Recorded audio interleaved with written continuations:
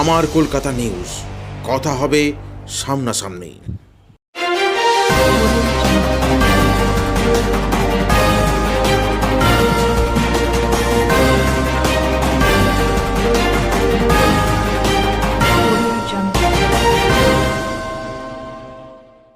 বিগত দুদিন আগে হুগলি লোকসভা কেন্দ্রের বিজেপি প্রার্থী লকেট চট্টোপাধ্যায় বলেন চুঁচুড়া বিধায়কের মনের বাসনা ছিল হুগলি লোকসভা কেন্দ্রে তিনি তৃণমূলের হয়ে প্রার্থী হবেন।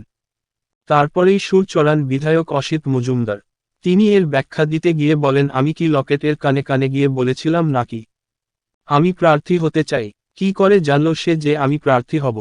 এ বিষয় নিয়েই আজ বিজেপি প্রার্থী লকেট চট্টোপাধ্যায়কে প্রশ্ন করা হলে তিনি বলেন, আমরা সব রকম ভাবেই চুঁচুড়ার বিধায়ক কি করেন আমরা খবর পাই।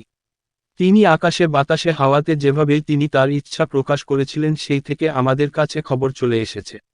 লকেট চট্টোপাধ্যায় বলেন, উনি যাদের কাছে বলেন তারাই কিন্তু তাদের ভেতরে ভেতরে হাওয়ায় ঘুরে আমাদের কাছে এসে পৌঁছেছে। উনিও মনের বাসনা ছিল ওনার টিকিট পাওয়ার, কিন্তু আলটিমেটলি উনি আর টিকিটটা পাননি।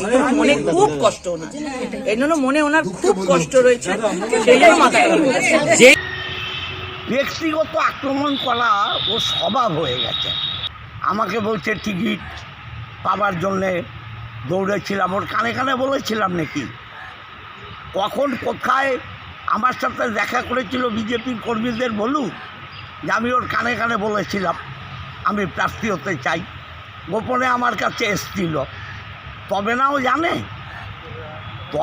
জানে ওকে এই জবাবটা দিতে বলি যে আমি কাকে বলেছি, ওর কানে কানে কবে বললাম, কোন জায়গায় বললাম, আমি ওর বাড়িতে গেছিলাম না ও আমার বাড়িতে এসছিল, সেগুলো বলুক মানুষের কাছে।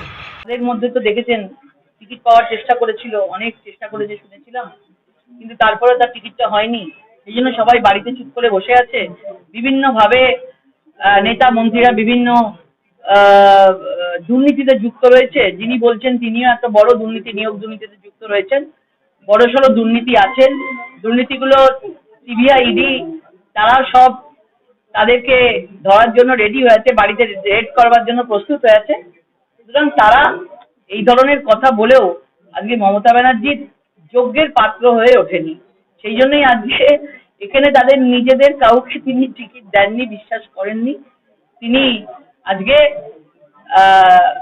বাইরে থেকে তিনি আজকে প্রার্থী দিয়েছেন। এটাই হচ্ছে তার প্রমাণ যে কারোর উপরে ভরসাই রাখতে পারেননি, সেই জন্যই বাইরে থেকে প্রার্থী পাঠিয়েছেন। দিদি, সুজন বিধায়ক এটাও বলেছেন যে আমি তো কানে কানে বলে দিইনি যে আমি লোকসভার প্রার্থী হব, তাহলে কি করে উনি জানতে পারবেন?